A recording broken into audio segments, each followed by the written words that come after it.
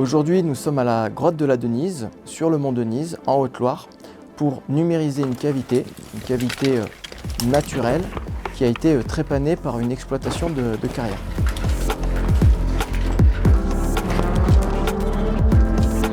Je te fais passer les sacs après vers l'autre partie étroite. L'entreprise réalise de l'imagerie souterraine, que ce soit de la photographie d'illustration, de la photogrammétrie pour créer des modèles en 3D en lien avec la photographie, et la lasergrammétrie qui est une autre technologie qui permet aussi de faire de la 3D par mesure laser. Je sais pas si tu arrives à voir. Après on le décale, on l'avance juste de 2 mètres. Hein. Je te laisse la tablette, Étienne. Hop, je te prends le scan.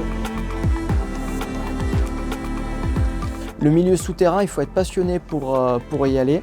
C'est un milieu qui est très difficile. C'est un milieu qui demande aussi d'avoir un vrai esprit d'équipe, de la bienveillance. Le fait d'être sélectionné par Artinov, ce qui est très intéressant pour nous, c'est que ça nous permet de communiquer sur un milieu qui est très souvent réduit par l'imaginaire collectif comme des endroits pauvres, sans vie, sans structure, alors que c'est un monde qui est merveilleux. On va avoir des paysages souterrains extraordinaires. On travaille avec des archéologues et des paléontologues qui font appel à nos services sur des empreintes de dinosaures, par exemple, qu'on va retrouver en milieu souterrain. La digitalisation du monde souterrain, c'est quelque chose qui est très important, car peu de personnes ont la capacité d'accès. Il faut être cordiste, il faut être spéléologue, il faut être topographe, il faut être photographe.